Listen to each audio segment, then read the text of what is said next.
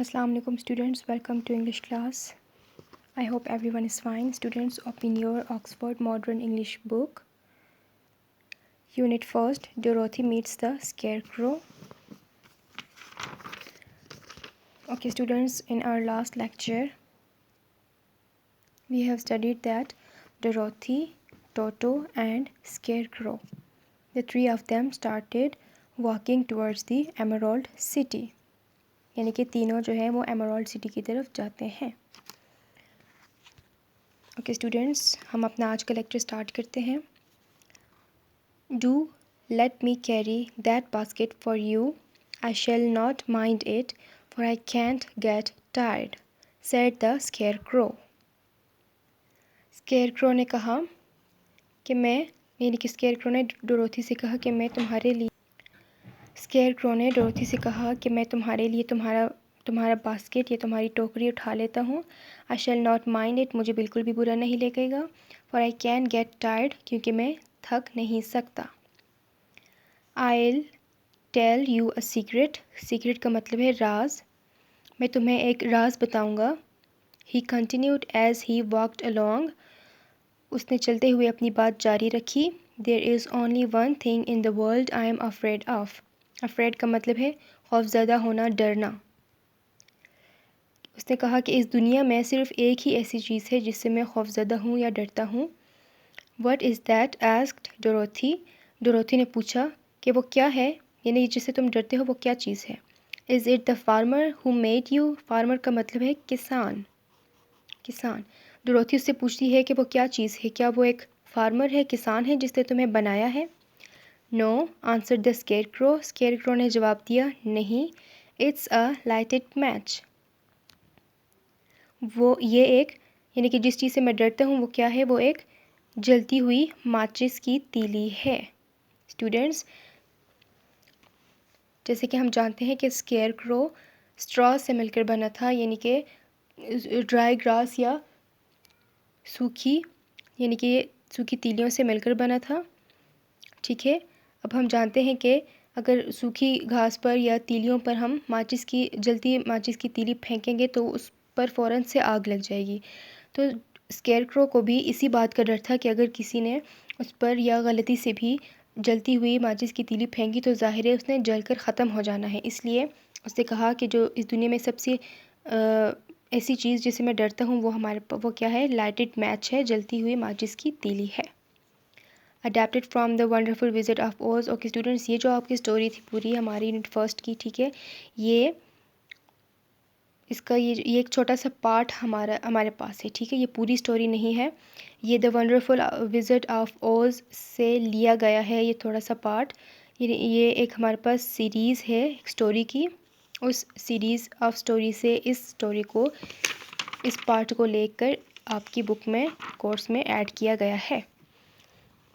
Okay students, अब मैं आपको आगे बताती चलूँ कि स्टोरी में आगे ये होता है कि टोटो, डोरोथी और स्केयरक्रो जब आगे चलते हैं मज़ीद इनको दो लोग और मिल जाते हैं. उनको भी ग्रेट ओज के पास जाना होता है, एमराल्ड सिटी. ठीक है. जब ये 5-6 लोग रास्ते पर चलते हैं, आधे रास्ते में इन पर एक विच होती है, चुड़ैल होती है, वो इन पर अटैक कर लेती है.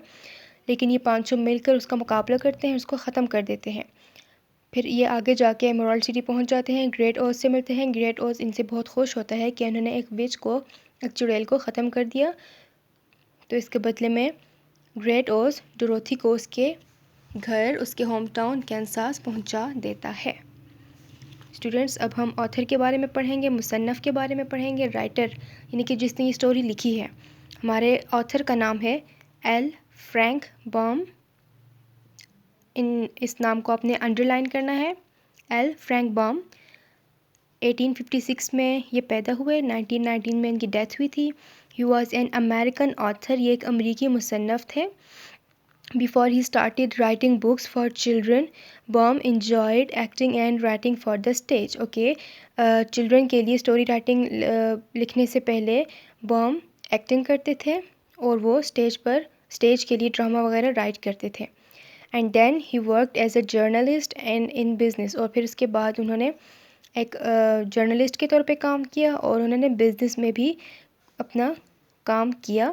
अपना काम जारी रखा। The L in his name stands for lemon.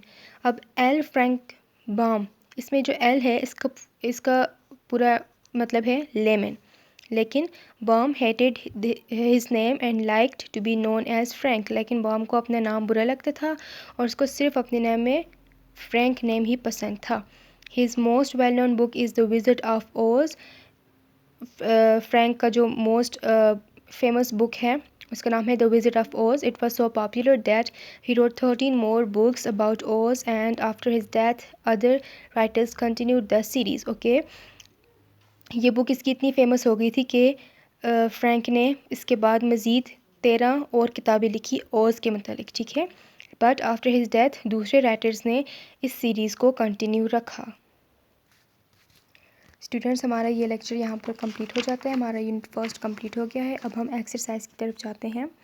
Exercise में हमारा सबसे पहला क्वेश्चन है what is the road made of. Students, जैसे कि हमने पढ़ा और पिक्चर में भी आप देख सकते हैं कि it was made of yellow bricks. ये देखें, ये रोड येलो ब्रिक से बना है, यानी कि पीली रंग की ईंटों से बना है। तो इसका आंसर आपने इस तरह से लिखना है। पहले तो मैं आपको ये कहूँगी कि आपने अपनी नोटबुक को इसी तरह से पैटर्न के साथ, ठीक है ना, बनानी है अपनी नोटबुक। यूनिट 1 की हेडिंग दे के कॉम्प्रिहेंशन, उसके बाद आपने ये पॉइंट लिखना है। Number 1, answer the following questions. After that you have to write question A, what is the road made of. फिर आपने आंसर लिखना है the road is made of yellow bricks. Question number 2 है what is Dorothy's pet called and what type of creature is he. यानी कि Dorothy के पेट का नाम क्या है, पेट जो हमारे पास उसका पालतू जानवर है वो, ठीक है, उसका नाम क्या है और वो किस तरह की क्रिएचर है। इसका आंसर है Dorothy's pet is called Toto and he is a dog. यानी कि डोरोथी के पेट का नाम टोटो है और वो एक डॉग है।